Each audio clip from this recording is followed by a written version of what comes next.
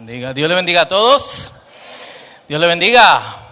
Qué bueno estar con ustedes en esta mañana y poder compartir la palabra del Señor bajo un tema que, bueno, estamos dentro de una serie que se llama Amor, Decisión y Sacrificio. Como somos una iglesia actual y estamos acercándonos al 14 de febrero, hay que hablar de amor. ¿Cuántos dicen amén? ¿Por qué se burlan? ¿No somos una iglesia actual? Bueno, amor, decisión y sacrificio. Se nota que el título lo creó alguien que está casado. Hoy vamos a hablar sobre amistad, decisión y entrega. Amistad, decisión y entrega para alejarnos un poco de quizás algo en lo que solamente profundicemos en cuestiones que tienen que ver con noviazgo, matrimonio, etc. Y esta semana grababa un podcast para Fundiendo con la Biblia. Si no siguen Fundiendo con la Biblia, sigan Fundiendo con la Biblia en Instagram y sigan el podcast de Fundiendo con la Biblia en YouTube. Y lo grababa con mi amigo Jos. Jos es uno de mis compañeros de Sociedades Bíblicas Unidas y él ha creado una página que se llama Tips. Tips es Translation, Insights and Perspectives, donde él recoge información de cientos de traducciones de alrededor del mundo y cuáles son las decisiones que toman con diferentes palabras. Una herramienta sumamente importante porque a veces nos quedamos trancados. Yo creo lo que tiene mucho tiempo en el círculo, una vez estaba contando aquí cómo pasé con un equipo de traducción un año tratando de tomar una decisión con la palabra eunuco. Saber cómo otras traducciones toman decisión al respecto nos ayuda entonces a tomar mejores decisiones. Y curiosamente comenzamos nuestra conversación con definiciones de la palabra amor. Y él inició así de repente hablando de cómo el chino Hakka, que se habla en parte de Taiwán y en parte de China continental, la palabra para el amor, ágape, que es el amor que usualmente tomamos como el amor de Dios, se traduce como, significa literalmente amor que duele. Amor que duele. Que por supuesto va bien con la definición del amor de Dios, porque si vemos en Juan 3:16 dice, porque de tal manera amó Dios al mundo que ha dado a su único hijo. O sea, dar a su único hijo duele. De pensar que yo tenga que entregar a mi hijo por cualquiera de ustedes, por más que lo ame, lo siento, me dolería, lo pensaría y le dijera, ya Cristo murió por ustedes, lo siento. O en una lengua de parte de Camerún que se llama Yidí, donde la palabra para amor, ágape, se traduce como literalmente amor sin importar, te amo sin importar lo que pase. Y a mí me pasó un caso muy interesante que no está en Tips y quizá lo agreguemos en algún momento, y fue de mis primeras experiencias traduciendo la Biblia con los Piaroas en Venezuela. Es una etnia del Amazonas venezolano y ellos no tienen palabras para ninguna acción o sentimiento positivo. Todo es negativo. No hay palabra para amor, no hay palabra para perdón, no hay palabra para querer. Todo se define en términos bélicos.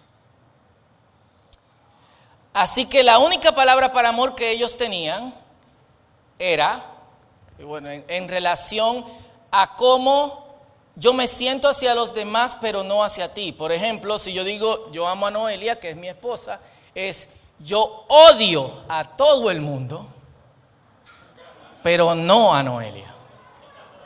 Si yo digo yo te amo, es yo odio a todos, pero no a ti. A las esposas les gusta eso. Obviamente no podemos traducir así amor de Dios, como que porque de tal manera odió Dios a todo el mundo y te amó a ti. Tuvimos que buscarnos. ¿Y por qué empezamos por ahí? ¿Por qué Jos empezó por ahí? Porque amor es un término sumamente importante dentro de las escrituras. O sea, tú sacas amor y obviamente sacas la esencia de lo que es el evangelio. De hecho, nosotros describimos a Dios como amor. El amor no es algo que Dios da. El amor no es algo que Dios hace. El amor es algo que Dios es. Y por eso esta palabra es tan importante. Dios es nuestro punto de partida. Dios es nuestro ejemplo a seguir. Y con razón, en el preámbulo de 1 de Corintios 13, que es el versículo 12:31, el escritor bíblico dice: ustedes hacen todas estas cosas y todas esas cosas son importantes para el servicio cristiano, pero déjenme mostrarles un camino mejor. Y continúa: si pudiera hablar en todos los idiomas del mundo y de los ángeles, pero no tengo amor, ¿qué dice? Sería un metal ruidoso o un címbalo que resuena. Y luego pasa a lo espiritual: si tuviera el don de profecía y entendiera todos los planes secretos de Dios y contara con todo el conocimiento, y si tuviera una fe que me hiciera capaz de mover montañas, pero no tengo amor por los demás, yo no sería nada. Y luego el versículo 3 dice: y si diera todo lo que tengo por los pobres y sacrificara mi cuerpo, podría sentirme, literalmente dice, y diera mi cuerpo para que lo quemasen en sacrificio por otros, podría sentirme orgulloso de eso, pero si no amo a los demás, no habría logrado nada. Y algo de lo que nosotros perdemos de vista cuando leemos el pasaje es que nos enfocamos en todas las características del amor que no podemos lograr. El amor es paciente, es benigno, es bondadoso, todo lo cree, todo lo espera, todo lo soporta. El amor, pero se nos escapa que inicia diciendo que tenemos la capacidad de hacer muy buenas cosas, intelectuales, por los demás, incluso entregar mi cuerpo a que lo quemen. Y por Dios, espirituales, mover montañas y tirarla en el mar. ¿Quién ha hecho eso como hobby? Y que déjame tirar par de montaña en el mar. Y no tengo amor. Tú puedes hacer todas esas cosas carente de amor, entrega, ser brillante intelectualmente y ser una persona espiritual, profetizar, conocer sobre Dios, tener fe y no tener amor. Y entonces nada te sirve. El amor está en el centro.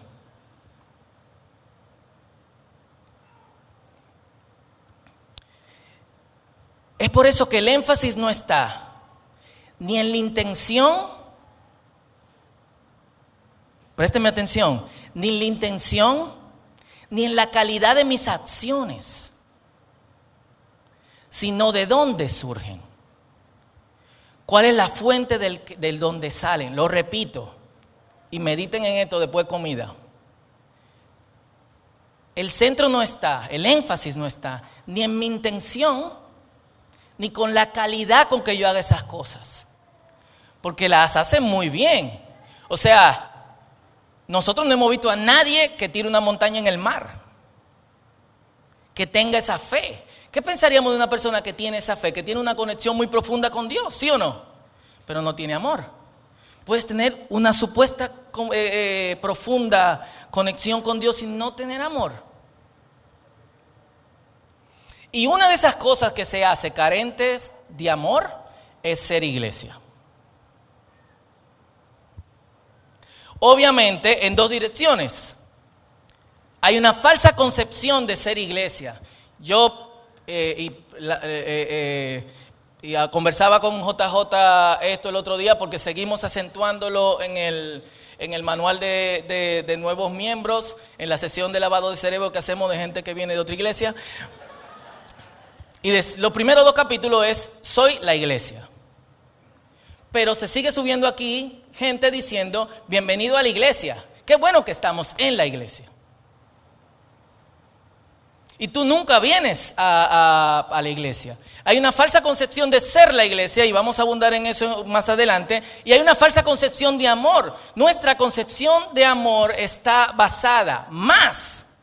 enraizada más en una concepción mundana del amor que en una concepción bíblica del amor. y lo repito, nuestra concepción del amor está enraizada más en la mentalidad mundana del amor, lo que nuestro querido pastor JJ llama el amor estilo Rita Indiana. Tú me das, yo te doy, y no en el amor de Dios. Y por eso yo quiero que leemos un pasaje que usualmente no sería un tema de prédica, pero que yo quiero que sea el centro de lo que nosotros vamos a estar hablando el día de hoy como amistad cristiana. Y es Romanos capítulo 16, los versículos 1 al 16. Y se me olvidó decir que los que no tengan Biblia, tenemos algunas Biblias de papel. Si alguien quiere una Biblia de papel, levante su mano y le vamos a entregar una.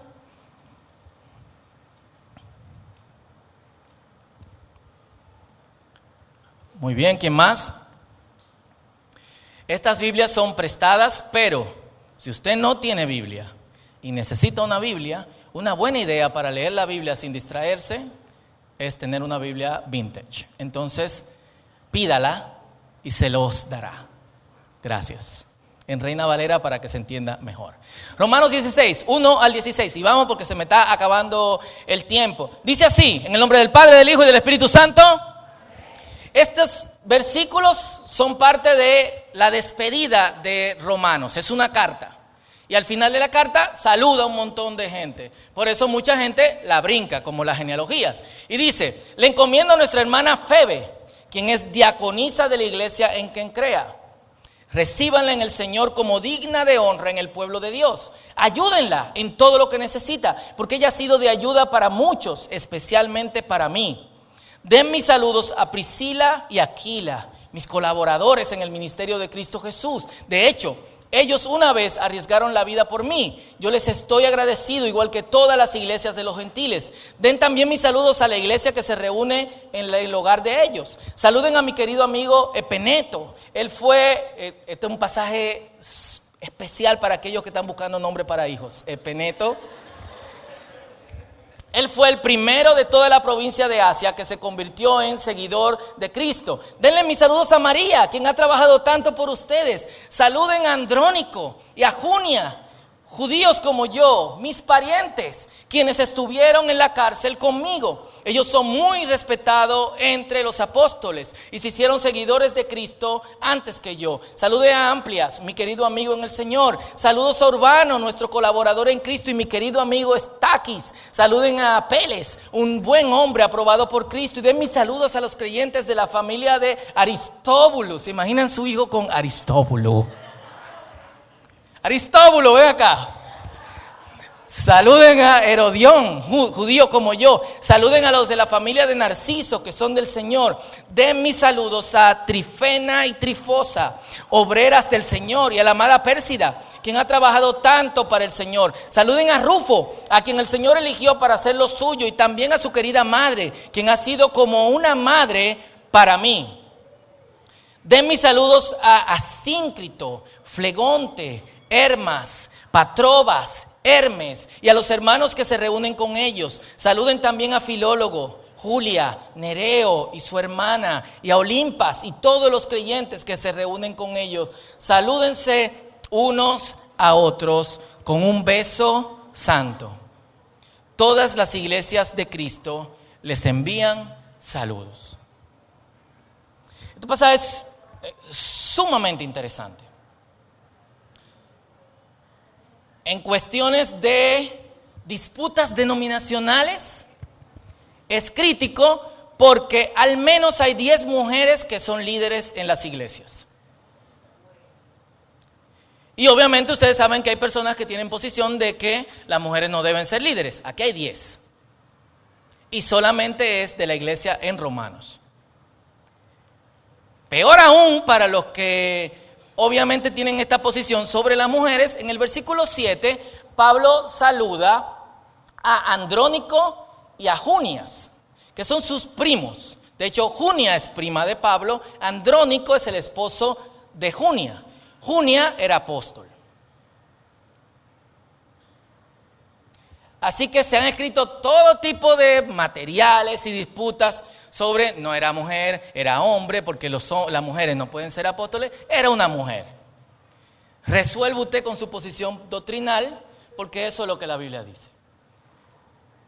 Pero lo que más me impresiona del pasaje no tiene que ver con las disputas que nosotros podamos tener sobre la posición de las mujeres en el ministerio o no, sino que, y esto yo lo compartí en redes hace creo que un par de meses, hace 2-3 meses yo estaba chequeando este pasaje de Romanos con un equipo de traducción. Lo que hacemos con los equipos de traducción es que ellos traducen, hacen un chequeo entre ellos y luego cuando tienen el libro listo, yo me reúno con ellos y voy versículo por versículo viendo el griego, viendo su traducción y viendo si hay cosas que nosotros necesitamos corregir.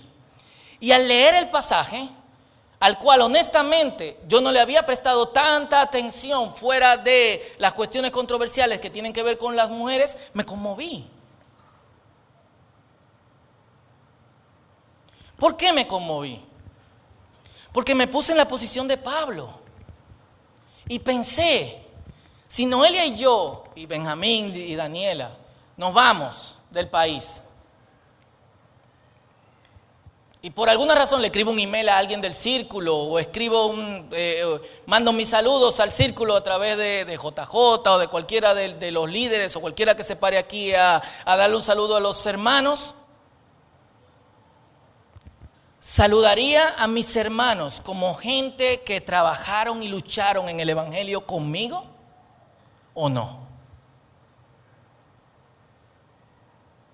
¿Los recordaría como gente con la cual nos fajamos hombro a hombro para predicar el evangelio? ¿O recordaría solamente la noche de chisme en la que hablábamos de basquetbol o de fútbol? Más que eso, la lista es larga. ¿A cuántos hermanos saludaría como mis amigos? Como gente a quien yo aprecio profundamente, mucho más allá de la relación de solamente vernos los domingos. Piensa en eso.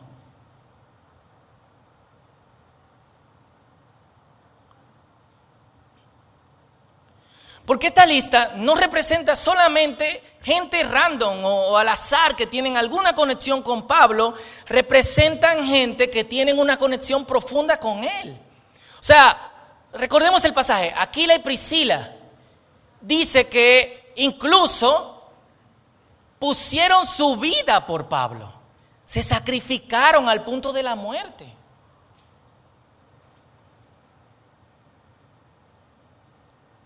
O la madre de otro de los hermanos que saluda, es como mi madre.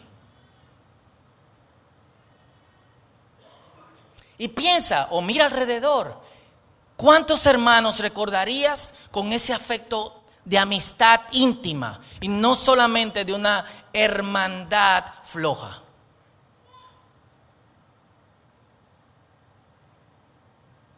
Y obviamente la diferencia entre nosotros y el apóstol tiene que ver también con un cambio drástico en el tiempo, en cómo nosotros vemos la iglesia.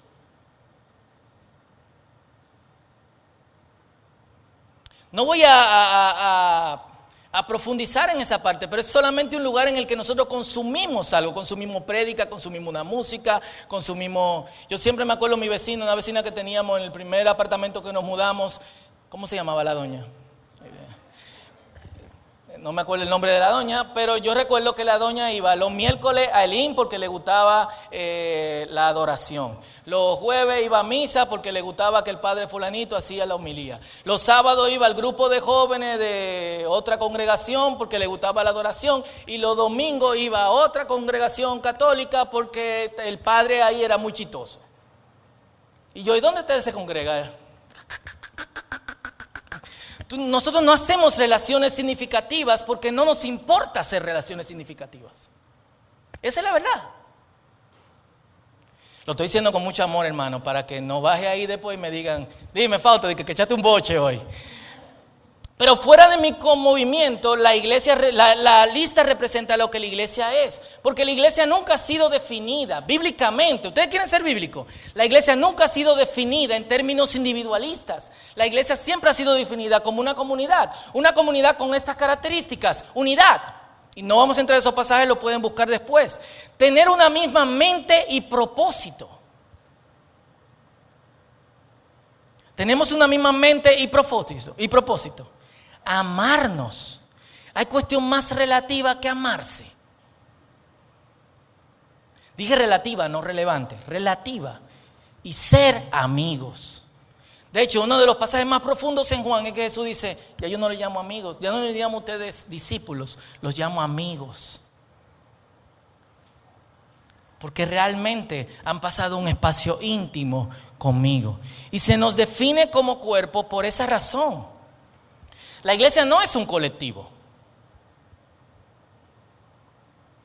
Un colectivo es un grupo de personas con una mentalidad filosófica o una tarea social o educativa en particular. Y en los colectivos la gente se cuenta por números. Pero en un cuerpo, cuando algo se saca de un cuerpo, el cuerpo sigue siendo... ayúdeme. Si me quitan un dedo, yo sigo siendo Fausto. O los dos brazos, o las dos piernas. Pero yo soy Fausto mutilado. Cuando alguien sale de la iglesia, señores, no se infringe no hay una baja de número, sino que se infringe una mutilación.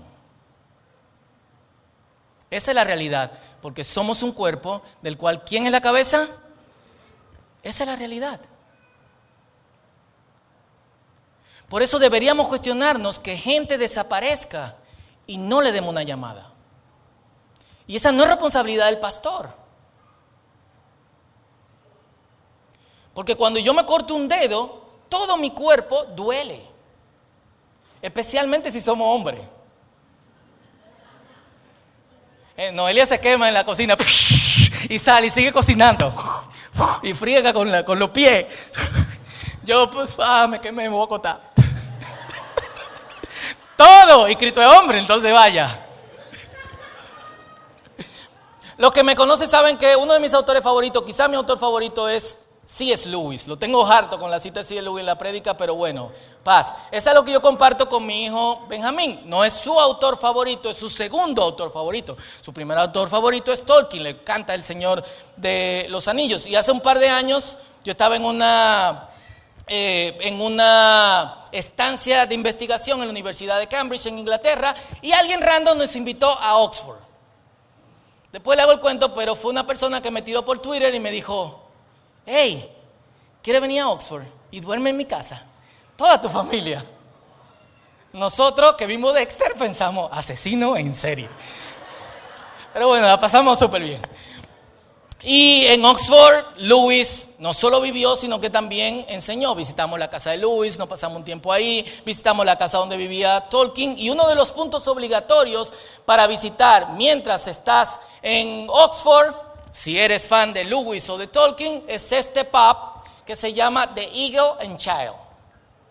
Está cerrado, ahora está cerrado desde COVID, pero lo van a abrir en los próximos meses. Todas las semanas, los martes y los jueves se juntaban C.S. Lewis, Tolkien, Charles Williams, que fue quien inició el grupo y era un filósofo y teólogo, y Owen Barfield, que también era filósofo, teólogo y filólogo. Otros visitantes ocasionales también aparecían cada semana. De esas reuniones nació La Crónica de Narnia, El Señor de los Anillos y otros libros de ambos. De hecho, el primer libro de ficción de Lewis, que se llama Out of the Silent Planet, nació de hecho de ese grupo, porque él no escribía ficción. Pero no solamente se reunían para hablar de literatura y filosofar, se reunían para iglesiar. Y Lewis reflexiona en la amistad a partir de este grupo. Y miren lo que dice: en cada uno de mis amigos hay algo que solo otro puede sacar plenamente a la luz. Yo por mí mismo no soy lo suficientemente completo como para poner en actividad el hombre total. Se refiere a sí mismo. Necesito otras luces, además de la mía, para mostrar todas sus facetas. Ahora que Charles ha muerto, se refiere a Charles Williams, Nunca volveré a ver la reacción de Ronald, se refiere a Tolkien, ante unos de los chistes usuales de Charles. Lejos de tener más de Tolkien, al tenerlo solo para mí, ahora que Charles no está, tengo menos de Tolkien. Qué loco, ¿eh? Ahora no es que tenemos más tiempo para nosotros como amigos, es que nos falta algo. Porque el otro hacía nuestra amistad mucho más profunda. De ahí que la verdadera amistad sea el menos celoso de los amores. Aquí hay amigos medio tóxicos, pero bueno. 2 amigos se alegran de que se les una un tercero y 3 de que llegue un cuarto. Entonces pueden decir, como dicen las almas bienaventuradas en Dante, aquí viene uno que aumentará el amor que tenemos el uno por el otro. Wow. A nosotros, junto con la comunidad de creyentes, se nos ha dado el don de la amistad. Y es algo que nosotros tenemos que recuperar.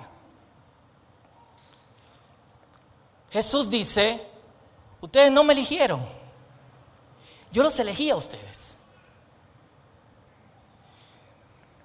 El grupo que tenemos aquí, yo no lo elegí, llegaron.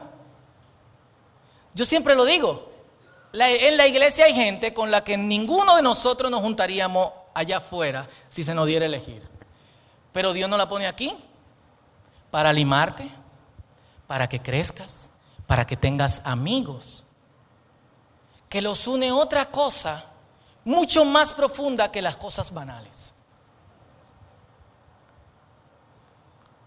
Y esa gente llega aquí porque tiene una relación con Dios. Esa es la realidad. No todos tienen la bendición de la comunidad. Hay gente que está en lugares donde no se puede reunir con otros creyentes. Hay lugares, yo he estado en países donde caminas literalmente kilómetros y no encuentras una comunidad de fe. Kilómetros. Por eso cuando uno entiende la razón de la iglesia nos pasa como el salmista en el Salmo 42:54. Recuerdo con emoción y él está yendo hacia atrás. Porque si han leído el Salmo viene de, es 42:4, no 42:54. El Salmo viene de que se siente con deseos de Dios. Y él dice, recuerdo con emoción cuando caminaba entre la multitud de adoradores. Encabezaba una gran procesión hacia la casa de Dios, cantando de alegría y dando gracias en medio del sonido de una gran celebración. Recuerda la comunidad con alegría y no con pesar o con tristeza. Es de la misma fuente que sale el qué alegría cuando me dijeron, vamos a la casa del Señor.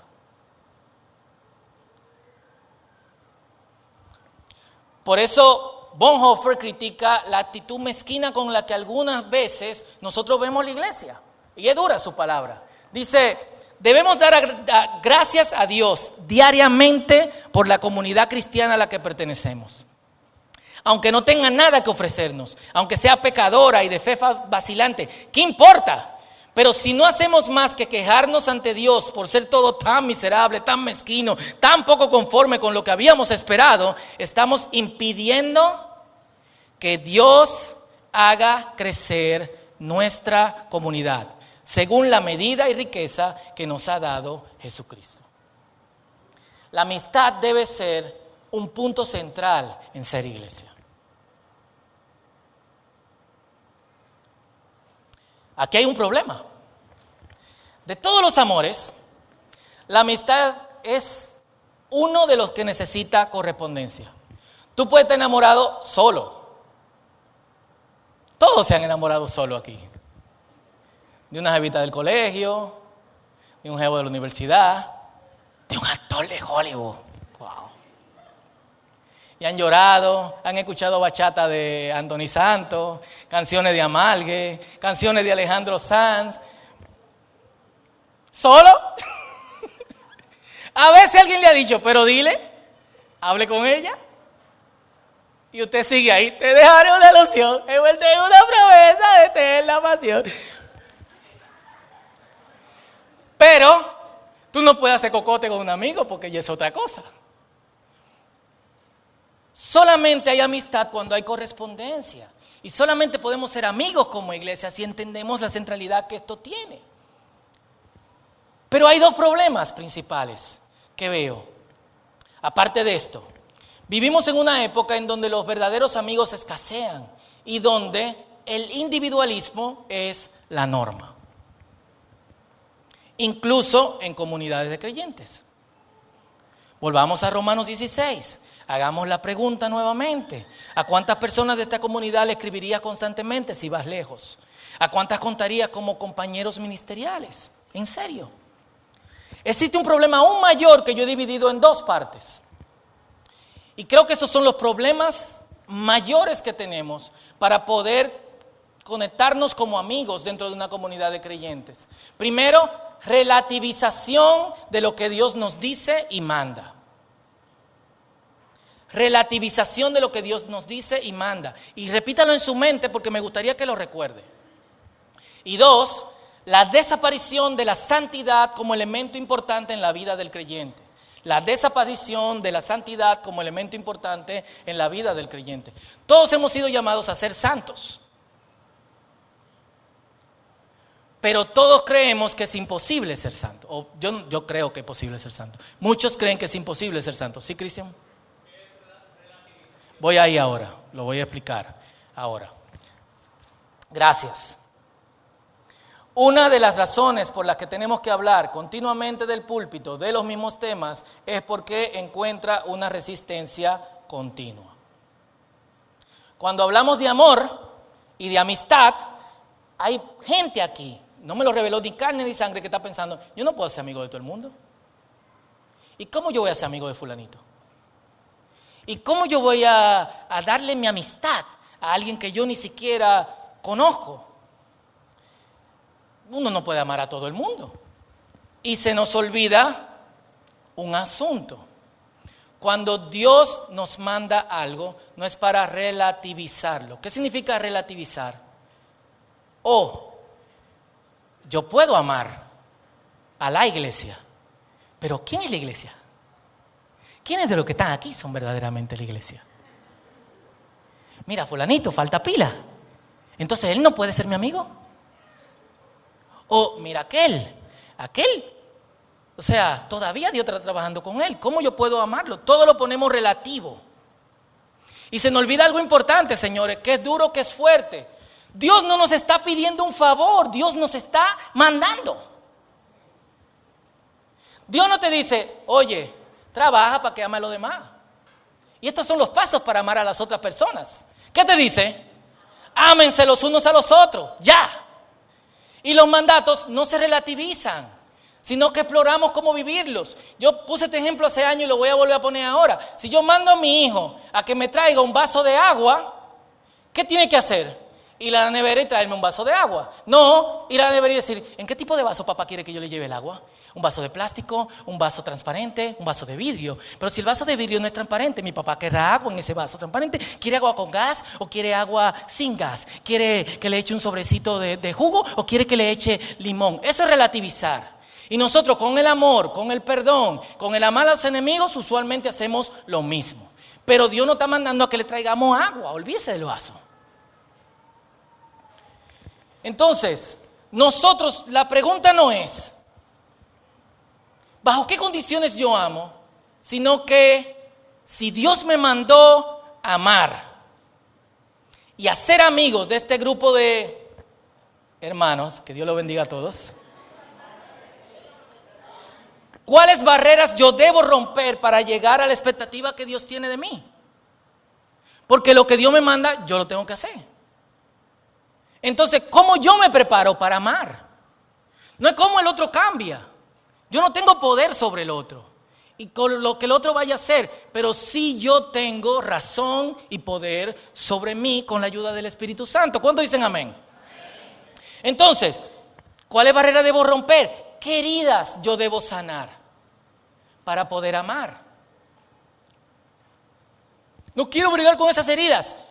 No niegues el poder que el Espíritu Santo tiene en tu vida y en todo el universo para sanarte, para restaurar y para transformarte. Nuestra salvación depende de eso. legalmente. Y vamos a ver ahorita por qué. Y aquí entra la santidad, se lo puse grande. Dios no espera menos de nosotros. ¿Qué dice? ¿Qué dice ahí? Leamos. Primera de Pedro 15:16 dice, sean santos porque yo soy santo. Él no está diciendo, este tipo de personas deben de ser santos y los demás son un grupo de segunda categoría dentro de la iglesia y otros de la tercera categoría. No, todos sean santos. Hebreos 12:14 dice, y lo combina con el amor. Esfuércense, dice conmigo, por vivir en paz con todos. Y procuren vivir, ¿qué? Porque los que no son santos no verán al Señor. La Reina Valera dice, sin santidad.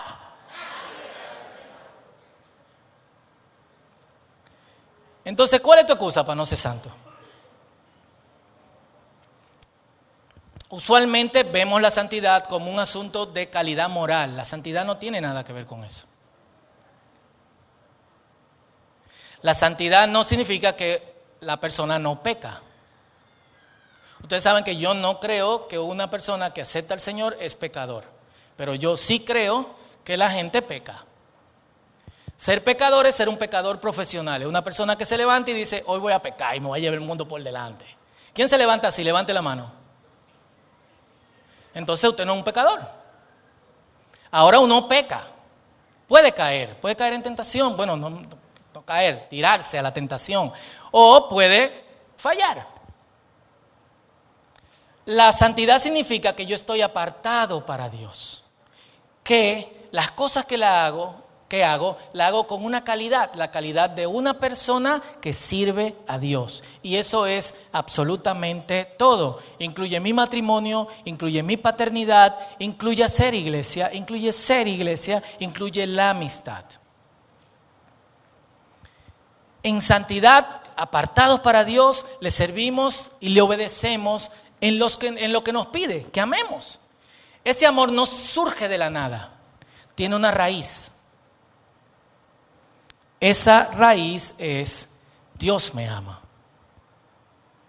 La razón por la cual tú no amas a otros como Dios quiere que tú ames es porque no has entendido el amor de Dios.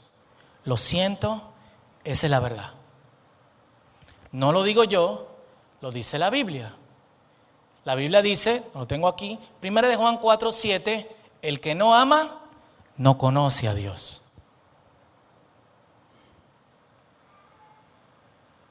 Primera de Juan 4:7. El que no ama, no conoce a Dios.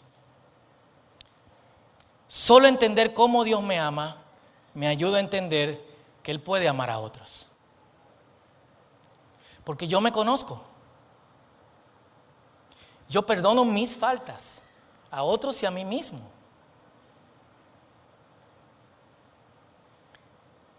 Entonces, con seguridad, si yo recibo el amor de Dios, yo sé que como Dios me ama a mí, Dios ama a mi esposa y Dios ama a mis hijos.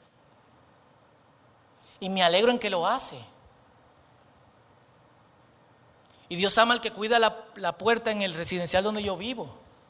Y a mis vecinos de al lado. Y a mis hermanos en la fe. Y me alegro porque Dios lo hace. Y especialmente en la familia de Dios. Cuando nos reunimos con gente que entienden el amor de Dios por ellos, ese lazo crece. Yo no me uno a una comunidad de creyentes porque necesito amigos o porque me siento solo. Me uno porque Dios me ama y me invita a su cuerpo. Como les dije anteriormente, la amistad tiene un elemento en común. Y es inevitable que cuando ese elemento en común desaparezca, la amistad se suelte. Es por eso que cuando haces resistencia a tener una relación más profunda con otros, no lo digo yo, lo dice la palabra, hay evidencia de que no tienen algo en común. Y ese no algo en común, yo no puedo revisarlo en otros, yo tengo que revisarlo en mí mismo. Cuando yo entiendo que esa conexión con los creyentes es importante, he entendido que tenemos algo en común. Efesios 4, 3 al 6, dice, hagan todo, ¿qué dice? Hagan todo lo posible por mantenerse unidos en el Espíritu y enlazados mediante la paz. ¿Por qué pide paz? Porque donde hay gente hay conflicto. El Señor dice, donde haya 2 o 3 reunidos en mi nombre, yo estoy ahí. Pero la experiencia también nos dice que cuando se reúnen 2 o 3, bobo. En algún punto. Entonces dice, enlazados mediante la paz. Pues ¿qué hay? Un solo cuerpo y un solo espíritu. Tal como ustedes fueron llamados a una misma esperanza gloriosa para el futuro. Un solo Señor, una fe, un bautismo, un solo Dios y Padre de todos, quien está sobre todos, en todos y vive por medio de todos. Primero el pasaje nos da un mandato y luego nos dice cómo el Espíritu crea esa unidad en nosotros. No es buscar amigos en la iglesia, es ser iglesia lo que me hace amigo de otros que están y son parte de la iglesia. Esa amistad no es una intimidad profunda, que quizá yo comparto con otros amigos creyentes o no. Es una amistad la cual tiene como punto en común, tú eres de Cristo, yo también. Tú tienes el Espíritu Santo, yo también. Tú tienes fe en Cristo, yo también. Vamos a estar juntos. Vamos a caminar todos juntos porque ser cristiano no es fácil. Vamos a unirnos, vamos a caminar hombro a hombro y vamos a demostrar que el amor de Dios es posible en nosotros y a través de nosotros. Por eso se dice, se oran en la Biblia, creo que en Filipenses 3 o en Efesios 3, que ustedes puedan comprender el amor de Dios, cuán ancho, cuán profundo, cuán alto. Esa es la raíz de todo lo que nosotros hacemos. Porque cuando los creyentes nos vemos, experimentamos la presencia real de Cristo. La presencia de Dios está allá afuera. Y donde quiera que vayamos, está. Pero si somos un cuerpo y más de ese cuerpo están juntos en un mismo lugar, la presencia es mucho más fuerte. Eso es evidente. Que el Señor haga crecer en ti el entendimiento de su amor, para que de ese amor salga amor verdadero a otros y una profunda amistad en ser iglesias. Ponte de pie, vamos a orar.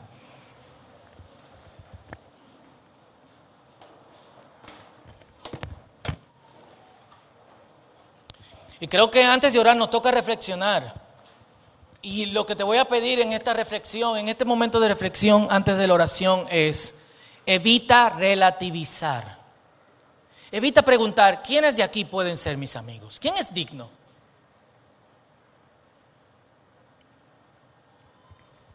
Evita pensar, y yo le voy a dar mi corazón a cualquiera. Piensa, ¿cómo puedo entender de manera más profunda el amor de Dios? ¿Cuáles son las barreras del amor de Dios que salga de mí hacia otros? Y vamos a orar juntos. Vamos a hacer posible que la iglesia sea posible. Que la iglesia como Dios manda y como Dios quiere sea posible. Y que seamos gente que no relativice, sino que obedezca a Dios. Este es tu tiempo con Dios y luego oramos juntos.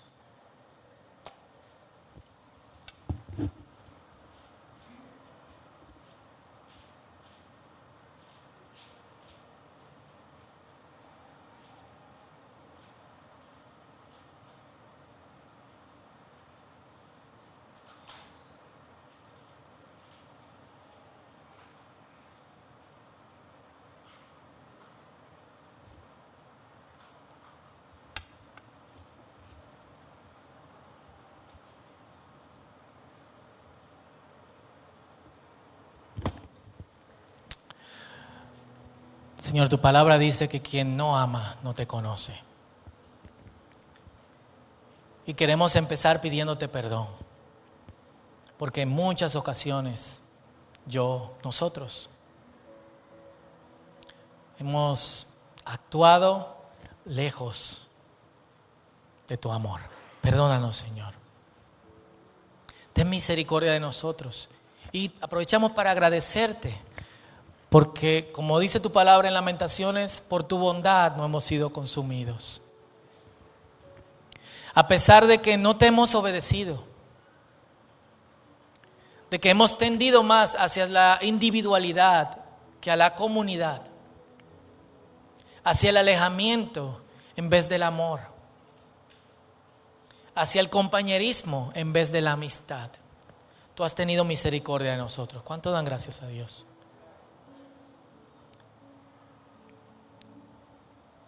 Y es por tu Espíritu, Señor, que podemos hacer estas cosas. Nada es posible por nosotros.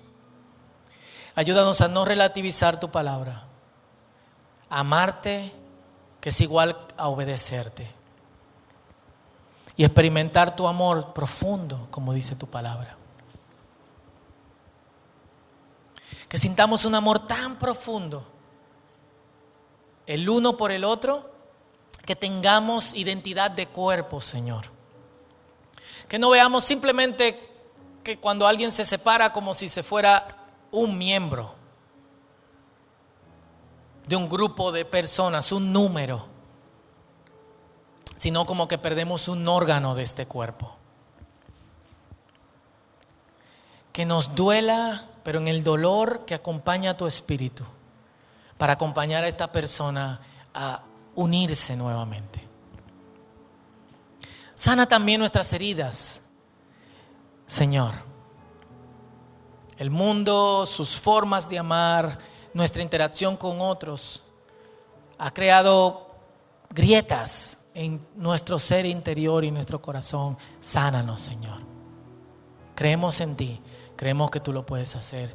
Queremos hacer lo que tú digas y vivir para ti, vivir en santidad, porque es lo que tú quieres de nosotros. En el nombre de Jesús, amén. Dios le bendiga, Dios le guarde. Perdón por extenderme un poco más. Vamos a alabar al Señor.